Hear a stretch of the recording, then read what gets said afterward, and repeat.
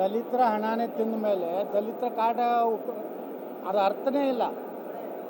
ನಿಜವಾಗಿ ವಾಲ್ಮೀಕಿ ಸಮಾಜಕ್ಕೆ ಹೋಗ್ಬೇಕಾದಂಥ ಸುಮಾರು 85 ಕೋಟಿ ರೂಪಾಯಿ ಇವತ್ತು ದಲಿತ ಹೆಸರಲ್ಲೇ ಮಂತ್ರಿ ಆದವರು ತಿಂದ ಮೇಲೆ ಕಾಂಗ್ರೆಸ್ಸಿಗೆ ದಲಿತರ ಬಗ್ಗೆ ಮಾತಾಡುವಂಥ ನೈತಿಕ ಹಕ್ಕೇ ಇಲ್ಲ. ಯಾಕಂದರೆ ಕಾಂಗ್ರೆಸ್ಸು ದಲಿತರ ಒಂದು ವೋಟ್ ಬ್ಯಾಂಕ್ ಸಲುವಾಗಿ ಈ ರೀತಿ ಒಂದು ತಪ್ಪು ಬ್ಲ್ಯಾಕ್ ಮೇಲ್ ಮಾಡುವಂಥ ಕೆಲಸ ಇವತ್ತು ವಿಧಾನಸಭೆಯಲ್ಲಿ ಮಾಡ್ತಾಯಿದೆ. ನನಗನ್ನಿಸ್ತದೆ ನಾಗೇಂದ್ರ ಅವರು ತಕ್ಷಣ ರಾಜೀನಾಮೆ ಕೊಡಬೇಕು, ಸದನ ನಡೀಲಿಕ್ಕೆ ಬಿಡಬೇಕು. ಯಾಕಂದರೆ ಪಾರ್ಲಿಮೆಂಟದಲ್ಲಿ ಯಾವ ರೀತಿ ಕಾಂಗ್ರೆಸ್ಸು ನಿರಂತರವಾಗಿ ಕೇಂದ್ರ ಸರ್ಕಾರವನ್ನು ಅಲ್ಲಿ ಸದನ ನಡೆಸಲಿಕ್ಕೆ ಬಿಡ್ತಾ ಇಲ್ಲ, ಅದೇ ಮಾದರಿ ಇಲ್ಲಿ ಕರ್ನಾಟಕದಲ್ಲಿ BJP ಮಾಡ್ತಾಯಿದೆ. ದಲಿತರ ಹಣನೇ ತಿಂದ ಮೇಲೆ ದಲಿತರ ಕಾರ್ಡ ಅದು ಅರ್ಥನೇ ಇಲ್ಲ. ನಿಜವಾಗಿ ವಾಲ್ಮೀಕಿ ಸಮಾಜಕ್ಕೆ ಹೋಗ್ಬೇಕಾದಂಥ ಸುಮಾರು 85 ಕೋಟಿ ರೂಪಾಯಿ ಇವತ್ತು ದಲಿತ ಹೆಸರಲ್ಲೇ ಮಂತ್ರಿ ಆದವರು ತಿಂದ ಮೇಲೆ ಕಾಂಗ್ರೆಸ್ಸಿಗೆ ದಲಿತರ ಬಗ್ಗೆ ಮಾತಾಡುವಂಥ ನೈತಿಕ ಹಕ್ಕೇ ಇಲ್ಲ.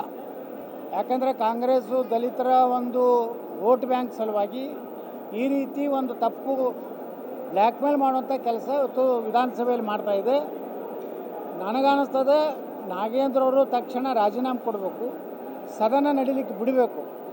ಯಾಕಂದರೆ ಪಾರ್ಲಿಮೆಂಟದಲ್ಲಿ ಯಾವ ರೀತಿ ಕಾಂಗ್ರೆಸ್ಸು ನಿರಂತರವಾಗಿ ಕೇಂದ್ರ ಸರ್ಕಾರವನ್ನು ಅಲ್ಲಿ ಸದನ ನಡೆಸಲಿಕ್ಕೆ ಬಿಡ್ತಾ ಇಲ್ಲ, ಅದೇ ಮಾದರಿ ಇಲ್ಲಿ ಕರ್ನಾಟಕದಲ್ಲಿ BJP ಮಾಡ್ತಾಯಿದೆ.